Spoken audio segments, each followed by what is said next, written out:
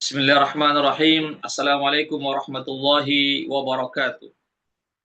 Alhamdulillahi wahda, wassalatu wassalamu ala man la nabiyya ba'da, wa ala alihi wa sahbihi wa man wala amma ba'd.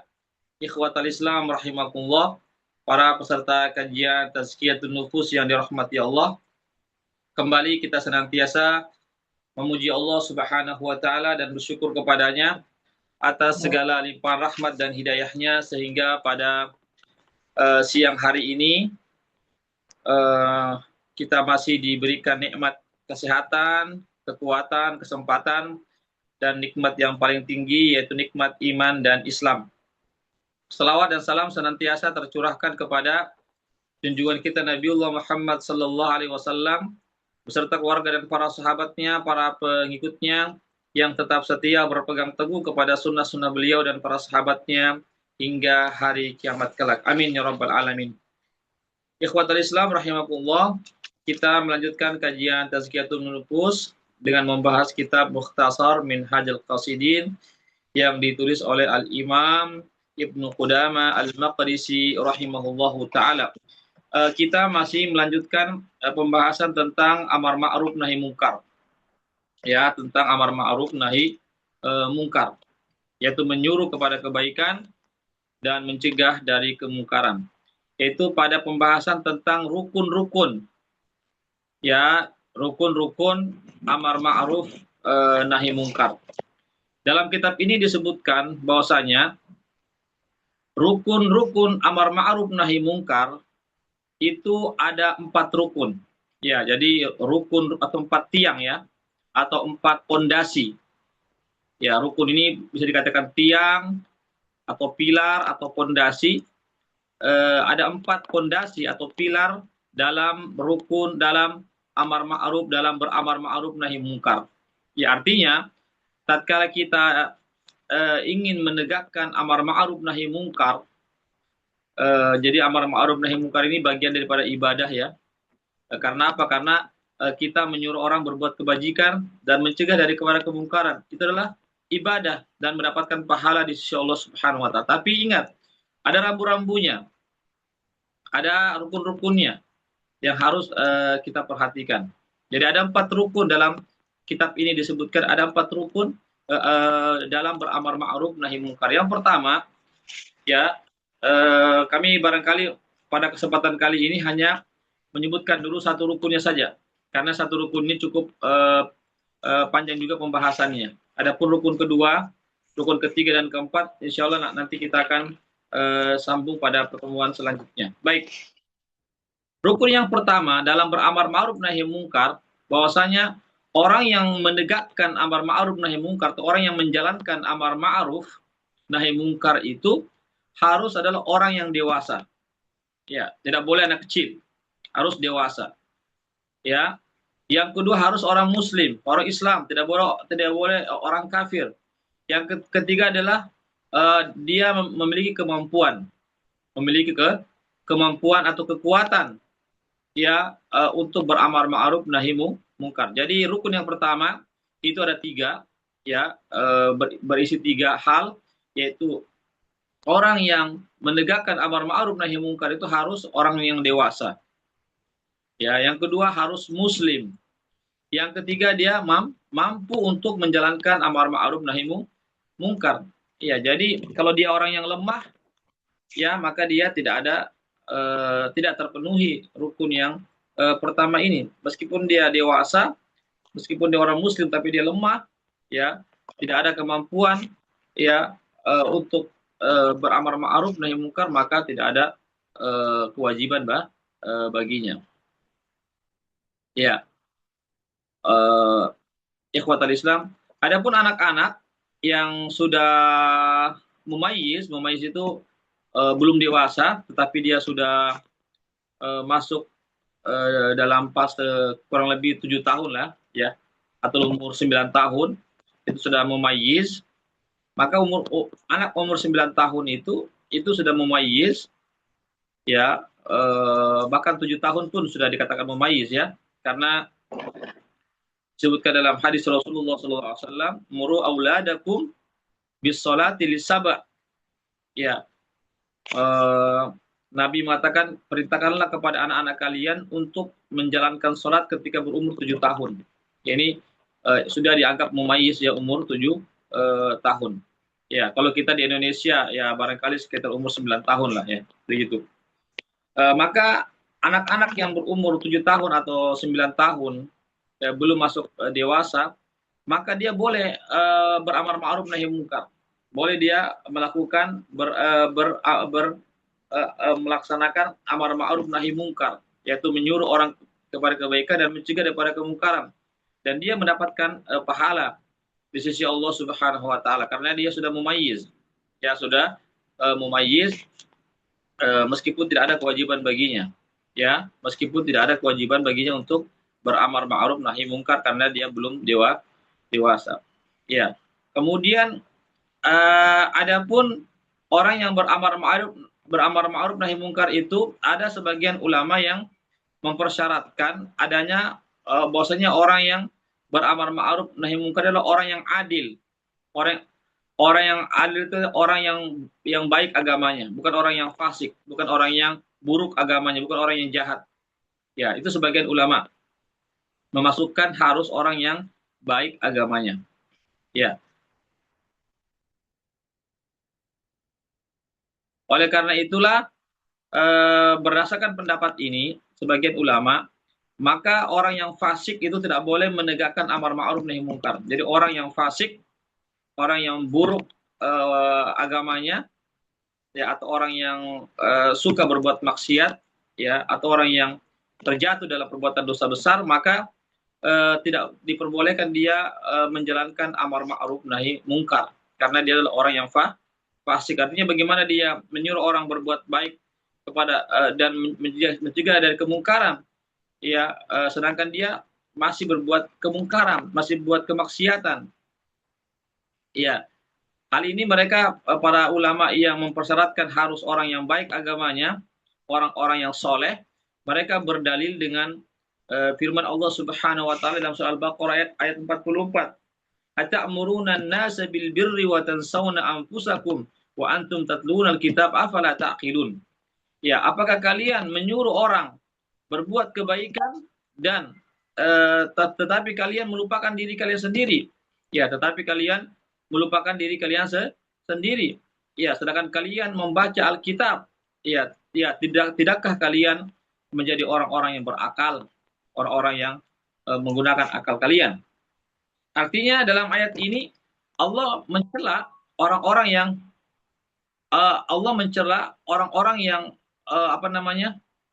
yang menyuruh kepada kebaikan, menyuruh orang lain untuk berbuat kebaikan atau mencegah dari kemungkaran, tetapi dia sendiri tidak melakukan kebaikan itu, atau dia sendiri masih berbuat kemaksiatan. Ya, ini dalil ya yang menunjukkan bahwasanya syarat orang menegakkan amar ma'ruf nahi munkar, ya, tugas amar ma'ruf nahi munkar itu adalah orang yang baik agamanya atau orang yang soleh, orang-orang yang soleh, ya, orang-orang yang adil, bukan orang-orang yang jahat atau orang-orang yang buruk perangainya, bukan orang-orang yang suka berbuat dosa. Ya. Kemudian sebagian ulama memasukkan bahwasanya orang yang beramar ma'ruf nahi munkar harus mendapatkan izin dari pemerintah. Ya, harus mendapatkan izin dari pemerintah. Ya, ini sebagian ulama mengatakan demikian. Ya, oleh karena itu mereka mengatakan tidak boleh setiap pribadi-pribadi muslim, ya, dari warga negara muslim ini yang menegakkan amar ma'ruf nahi munkar. Tidak boleh, harus ada dapat izin, ya, dapat persetujuan dari pemerintah bahwasanya dia boleh menjalankan tugas amar ma'ruf nahi munkar. Ya, hanya saja dikatakan dalam kitab ini, penulis buku ini adalah pendapat yang salah, yang tidak benar. Ya, kenapa? Karena ayat tentang amar ma'ruf nahi munkar dan hadis-hadis yang berbicara tentang amar ma'ruf nahi munkar itu bersifat umum. Ya, bersifat umum. Artinya siapa saja yang melihat kemungkaran, ya, maka jika dia diam, padahal dia mampu untuk mencegah kemungkaran itu, maka dia telah melakukan kemaksiatan. Ya, maka dia telah berdosa. Kenapa? Karena ada kemungkaran, kejahatan, kemaksiatan di hadapannya terang-terangan, tetapi dia tidak cegah. Padahal dia mampu untuk mencegahnya. Ya, jadi ayat-ayat ataupun hadis-hadis yang berbicara tentang amar ma'ruf nahi mungkar, di situ tidak ada dikatakan harus mendapatkan izin dari pemerintah. Ya, harus ada mendapat izin dari aparat pemerintah misalnya. Justru ayat tersebut dan dalil dari Al-Quran dan hadis itu bersifat umum. Siapa saja yang melihat kemungkaran dan dia mampu mencegahnya, namun dia tidak mencegahnya, maka dia termasuk adalah orang yang berbuat kemaksiatan. Ya, oleh karena itu dikatakan dalam kitab ini mengkhususkan tugas amar ma'ruf nahi mungkar itu harus mendapatkan izin dari pemerintah. Ini adalah perkataan yang mengada-ada. Ada perkataan yang tidak tepat, ya, karena tidak dilandasi dengan Al-Quran dan hadis-hadis Rasulullah Shallallahu Alaihi Wasallam. Kemudian sangat mengherankan juga, ya, ada kelompok yang disebut dengan kelompok Syiah Rafidhah, ya, Syiah Rafidhah, ya, kelompok Syiah Rafidhah itu menambahkan dalam amar ma'ruf nahi mungkar itu boleh dilakukan amar ma'ruf nahi mungkar itu jika sudah keluar imam yang maksum mereka, ya, dari persembunyiannya. Ya, jika sudah keluar imam yang mereka tunggu-tunggu, namanya al-imam al-muntadhar, ya, yang mereka tunggu-tunggu sampai sekarang belum keluar. Mereka mengatakan selama belum keluar imam mereka yang mereka tunggu-tunggu dari dulu sampai sekarang, maka tidak ada kewajiban beramal ma'ruf nahi mungkar. Ini menurut pendapat dari kelompok Syiah Rafidhah. Tentu ini sangat bertentangan dengan pendapat ahli sunnah wal jamaah. Ya, jadi intinya beramar ma'ruf nahi mungkar, ya, beramar ma'ruf nahi mungkar ini adalah bersifat umum, bersifat umum. Ya, siapa saja yang melihat kemungkaran, ya, maka dia, jika dia mampu, maka dia mencegahnya sesuai dengan kemampuannya masing-masing. Ini ikhwatul Islam, azakumullah. Ya, jadi pendapat Syiah ini Syiah Rafidhah ini tidak benar adanya. Ya, karena kalau ditunggu imamnya sampai sekarang, berarti kita tidak bisa berbuat, berarti mereka tidak bisa menegakkan amar ma'ruf nahi mungkar. Iya, padahal kemaksiatan, kemungkaran, kezoliman itu ada di mana-mana. Ya, orang berbuat kemaksiatan, perbuatan dosa secara terang-terangan, itu ada di mana-mana. Kalau menunggu imam mereka harus keluar dulu baru bisa ditegakkan amar ma'ruf nahi mungkar, maka yang terjadi adalah merebaknya, menyebarnya kemungkaran di mana-mana. Jika kemungkaran menyebar di mana-mana, maka lihatlah akan kehancuran sebuah negeri itu. Sebagaimana firman Allah Subhanahu wa taala dalam Al-Qur'an, "Zaharal fasadu fil barri wal bahri bima kasabat aydin nas." Telah nampak kerusakan, kehancuran, ya, di daratan ataupun di lautan, ya, bima kasabat aydin nas, itu disebabkan oleh ulah-ulah perbuatan-perbuatan manusia, dosa-dosa yang dilakukan oleh umat manusia, maka berefek pada binasanya, kehancuran, kebinasaan, malapetaka, bencana di darat ataupun di lautan. Jadi amar ma'ruf nahi mungkar ini sejak dahulu sampai sekarang sampai hari kiamat harus ditegakkan. Ikhwatal Islam, azakumullah. Ya.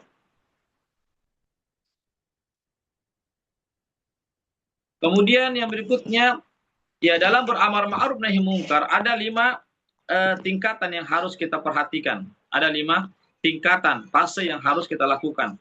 Yang pertama adalah at-ta'arif.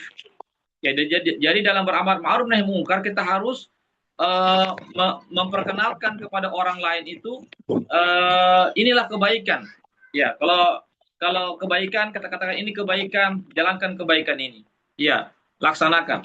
Kalau kemungkaran dia lakukan, kita katakan ini kemungkaran, harus ditinggalkan. Itu namanya at-ta'arif. Ya, memperkenalkan dulu. Ya, memperkenalkan dulu. Kemudian yang berikutnya, fase yang kedua adalah menasihatinya dengan kata-kata yang lemah lembut.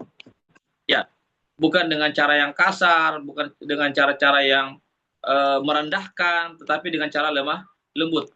Ya, nasihat yang lemah lembut, ya, yang dapat menyentuh hatinya, ya, bukan membuat dia lari dan seterusnya, bukan dengan kata-kata yang merendahkan, yang menghinakan atau kata-kata yang kasar. Yang ketiga adalah eh, artinya asab itu artinya mencelaknya ya mencela ya. Tapi di sini bukan mencela dengan celah-celahan yang kata-kata yang kotor, kata-kata yang jorok, tidak.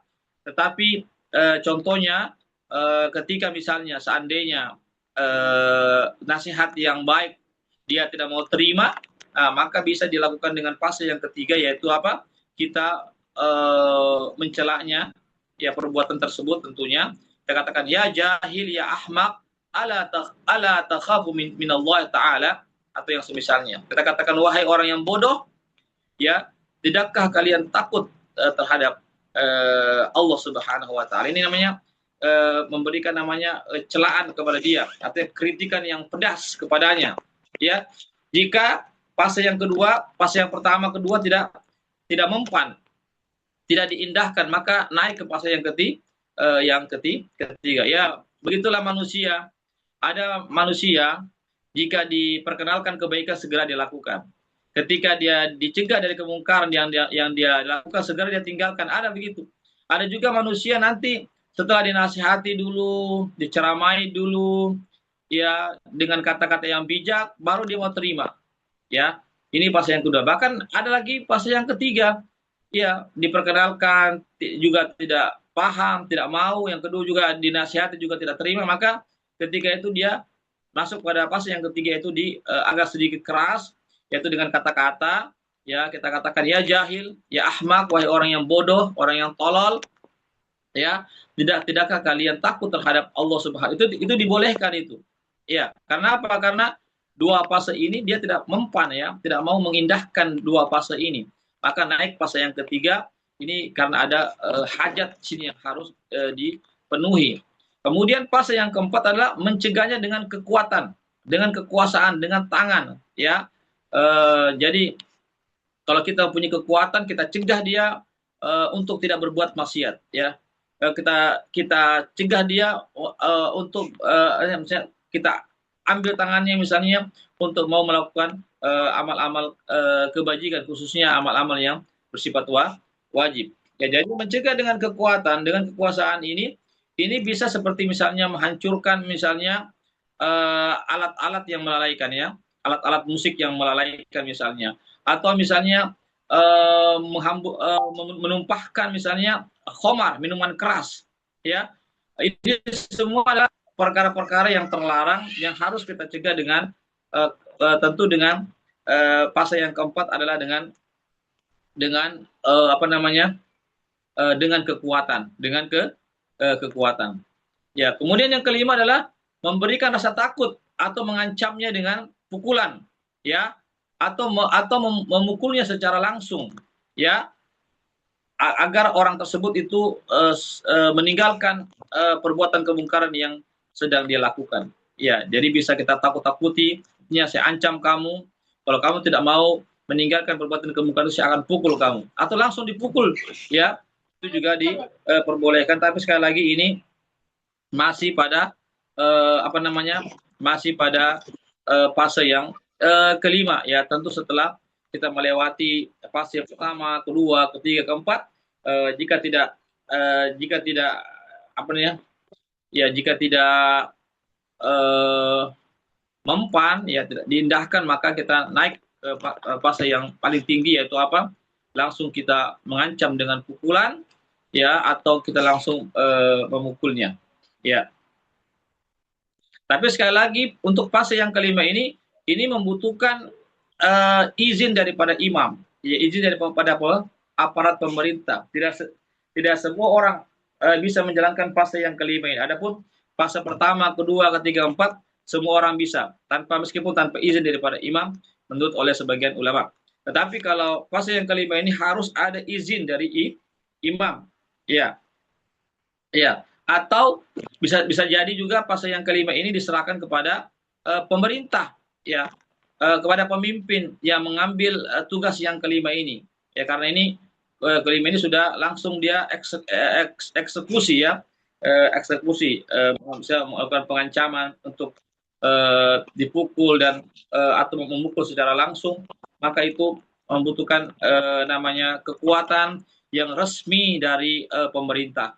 Ya, ikhwat Islam, karena kalau kita mengambil pasal yang kelima ini bisa saja jika tanpa adanya izin daripada imam, ya, atau bukan pemimpin yang secara langsung melakukannya, ini bisa akan terjadi fitnah, ya, akan terjadi fitnah di mana mana. Ikhwatul Islam, azakumullah. Ya,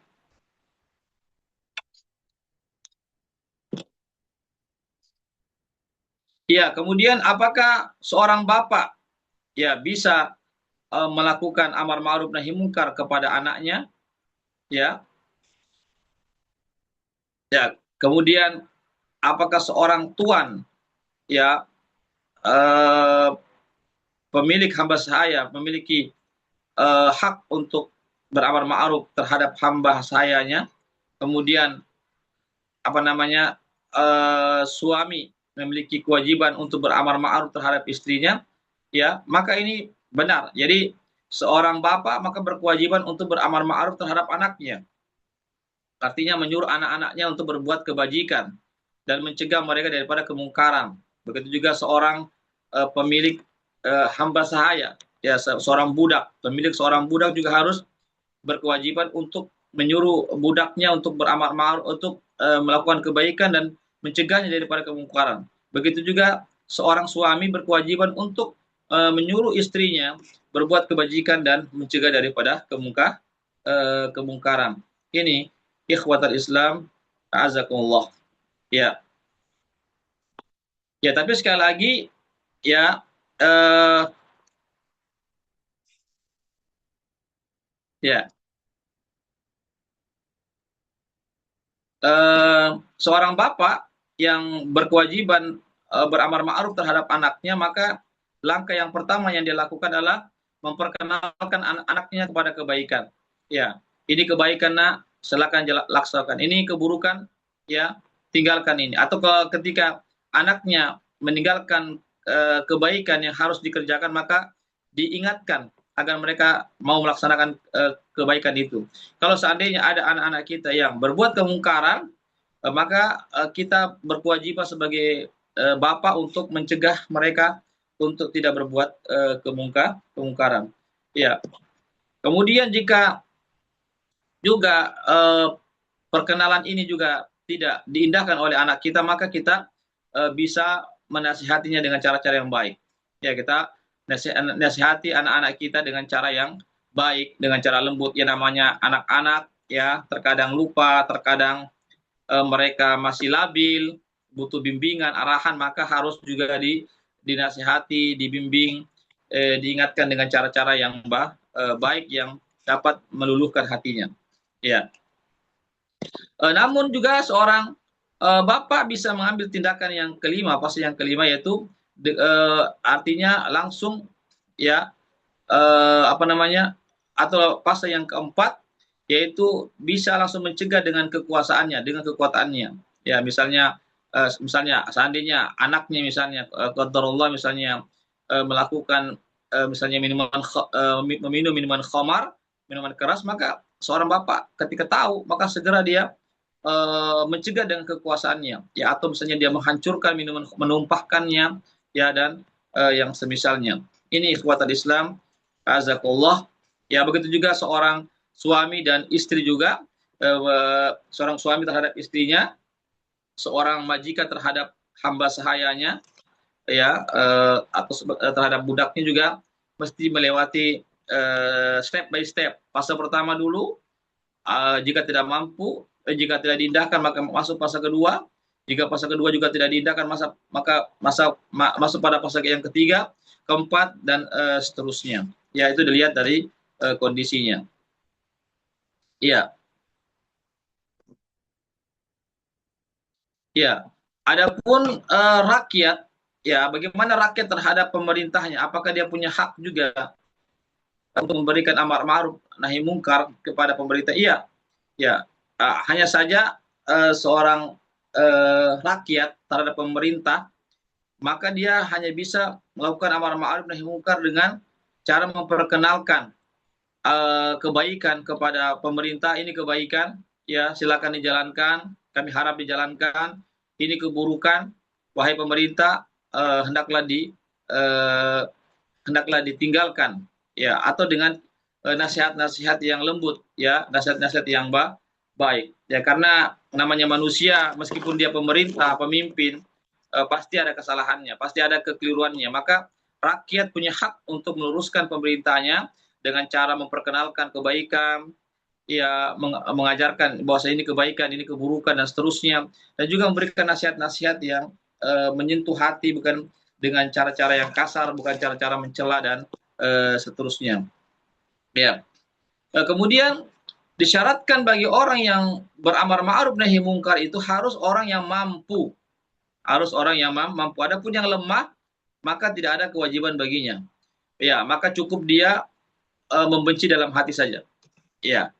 Ya, jadi yang mampu di sini artinya dia bisa mencegah dengan kekuasaannya, kalau dia punya kekuasaan, ya, atau kekuatannya, atau dia mencegah kemungkaran itu dengan lisannya, ya, beramal ma'ruf nahi mungkar dengan lisannya, dengan kata-katanya, dengan ajakannya, dengan wejangan-wejangannya, nasihat-nasihatnya.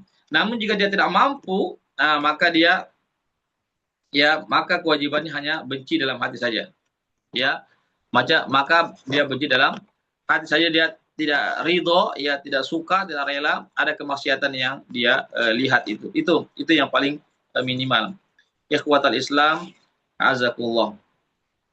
Ya, jadi gugurnya kewajiban beramar ma'ruf nahi mungkar itu bukan hanya berhenti pada kemampuan fisik, artinya lemahnya fisik.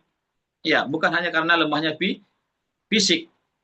Ya, ya, tetapi termasuk juga jika dia khawatir kalau dia beramar ma'ruf nahi mungkar, dia akan mendapatkan akibatnya terhadap dirinya, misalnya dia akan dipukul, ya, atau dia akan disakiti dan seterusnya. Itu maka ketika itu dia gugur untuk mengerjakan amar ma'ruf nahi mungkar, ya, karena dia ada perasaan takut, ya, tentu dengan apa namanya, dengan sangkaan yang kuat, misalnya akan terjadi hal-hal yang membahayakan dirinya kalau dia melakukan amar ma'ruf nahi mungkar, maka ketika itu dia kewajibannya tidaklah wajib, ya, gugur kewajibannya untuk menegakkan amar ma'ruf nahi mungkar karena faktor tadi itu, ya, ya, jadi dianggap takutnya dia akan berefek kepada dirinya, berbahaya bagi dirinya kalau dia mencegah orang daripada kemungkaran, maka ini termasuk orang yang lemah. Kalau dia orang yang lemah, maka tidak ada kewajiban baginya untuk menjalankan amar ma'ruf nahi mungkar. Ikhwatal Islam, a'azakumullah. Ya. Begitu juga apabila dia mengetahui bahwasanya jika dia mengingkari kemungkaran itu tidak ada manfaatnya, artinya orang itu tidak akan mendengarkan perkataannya. Ya, maka ketika itu orang yang beramar ma'ruf nahi mungkar itu tidak ada kewajiban atasnya. Artinya dia boleh-boleh saja beramar ma'ruf nahi mungkar, tapi pada saat itu dia tidak ada kewajiban. Karena apa? Karena dia mengetahui secara apa namanya, sangkaan yang kuat, dugaan yang kuat bahwasanya kata-katanya itu tidak akan didengar. Ya, boleh jadi misalnya ini orang penjahat sekali, susah sekali berubah dan seterusnya, maka ketika itu tidak ada kewajiban baginya untuk mencegah kemungkaran. Ikhwatal Islam, azakullah. Ya, ya, di sini ada 4 keadaan, ya, 4 keadaan dari kemungkaran itu. Yang pertama, seseorang mengetahui bahwasanya kemungkaran itu akan hilang, ya, dengan perkataannya atau dengan perbuatannya, ya, tanpa adanya apa namanya, tanpa ada sesuatu yang akan membahayakan dirinya. Ya, dia yakin artinya kalau dia mendengarkan amar ma'ruf nahi mungkar tidak berbahaya bagi dirinya. Artinya orang-orang tidak akan mengganggu dia. Ya, dan dia yakin dan dia mengetahui bahwasanya kemungkaran itu akan hilang dengan nasihat-nasihatnya atau dengan contoh dengan perbuatannya, dengan mencegahnya dengan tangannya misalnya.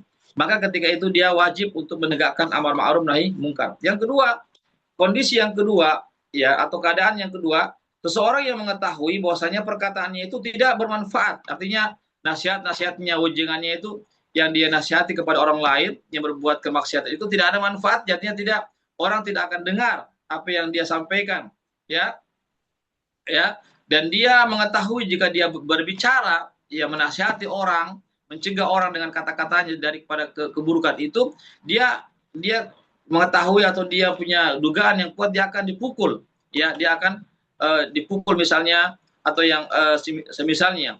Maka kondisi yang kedua juga ini tidak ada kewajiban baginya untuk menegakkan amar ma'ruf nahi mungkar. Adapun kondisi yang ketiga, seseorang yang mengetahui bahwasanya jika dia mengingkari kemungkaran itu tidak ada manfaatnya, artinya orang yang melakukan kejahatan itu tidak mau menerima pengingkaran dari orang tersebut, tetapi dia tidak takut yang akan menimpa dia. Artinya seandainya dia mencegah kemungkaran dan dia tidak takut ya akibat yang akan dia hadapi dari orang yang dia cegah dari kemungkaran itu, maka pada kondisi ini juga tidak ada kewajiban baginya untuk mencegah, untuk melakukan beramar ma'ruf nahi mungkar. Ya, kenapa tidak ada kewajiban baginya? Karena tidak ada faedahnya juga, artinya percuma orang itu dinasihati dengan kata-kata tetapi dia karena merasa jago, merasa kuat, punya kedudukan sehingga tidak ada manfaatnya sama sekali. Ya, ikhwatal Islam, azakumullah. Tetapi dia hanyalah disunahkan untuk beramar ma'ruf nahi mungkar, bukan diwajibkan. Kenapa disunahkan? Untuk menyiarkan syiar-syiar Islam, ya, agar syiar Islam ini bisa muncul, bisa tersebar, ya. Begitu juga mengingatkan orang lain terhadap perkara-perkara agama. Tapi ini sekali lagi sifatnya sunnah saja, tidak wajib. Kemudian kondisi yang keempat atau yang terakhir, seseorang yang beramar ma'ruf nahi mungkar, dia mengetahui jika dia menegakkan amar ma'ruf nahi mungkar dia akan mendapatkan akibatnya dari orang-orang yang dicegah itu, apakah dipukul, disakiti atau yang semisalnya, ya.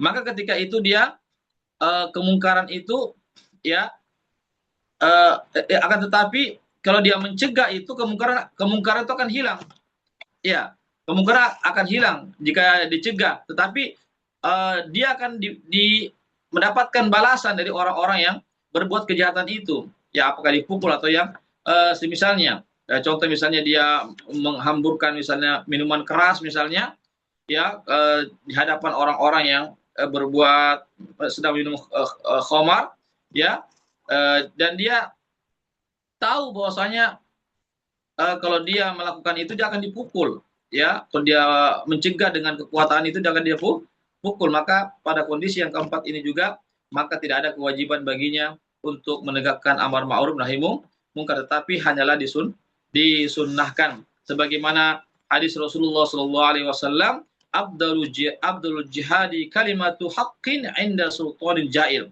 Seutama jihad adalah kalimat yang hak, ya, di hadapan pemerintah atau pemimpin yang zalim. Ya, artinya kata-kata yang kuat, ya, bukan dengan kekuatan senjata, bukan dengan kekuatan pedang, bukan dengan kekuatan tangan, tapi dengan kata-kata, ya, kita sampaikan di hadapan raja-raja atau di hadapan para pemimpin-pemimpin, itu adalah seutama-utama berjihad di jalan Allah Subhanahu wa taala. Ini ikhwat Islam yang harus kita pahami bersama. Ya, barangkali ini ya yang kami bisa sampaikan, ya, terkait tentang jadi kami baru sebutkan satu rukunnya, ya, rukun dari amar ma'ruf nahi mungkar. Masih ada lagi 3 rukun, karena ini panjang pembahasannya, insyaallah akan kita sambung di pekan ke depan. Begitu juga kita sudah membahas secara singkat tentang keadaan-keadaan orang yang beramar ma'ruf nahi mungkar. Ada 4 keadaan dan situasinya. Ya, barangkali ini yang bisa kami sampaikan. ikhwatal Islam, azakullah, ya, terkait tentang amar ma'ruf nahi mungkar. Baik, sebelum saya tutup, kalau ada yang bertanya dipersilakan.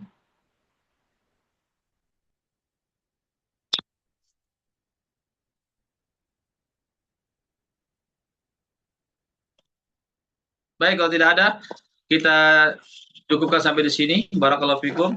Semoga ada manfaatnya bagi kita semuanya. Semoga kita diberikan istiqomahan, kesabaran oleh Allah untuk terus berkomitmen dan berkonsisten terhadap agama Allah Subhanahu wa taala sampai akhir hayat kita. Semoga Allah Subhanahu wa taala wafatkan kita dalam keadaan husnul khatimah, yaitu akhir kesudahan yang baik yang mendapatkan ridho Allah Subhanahu wa taala. Demikianlah kami undur diri dengan membaca doa penutup majelis. Subhanakallahumma bihamdik asyhadu an la ilaha illa anta astaghfiruka wa atubu ilaik. Wassalamualaikum warahmatullahi wabarakatuh.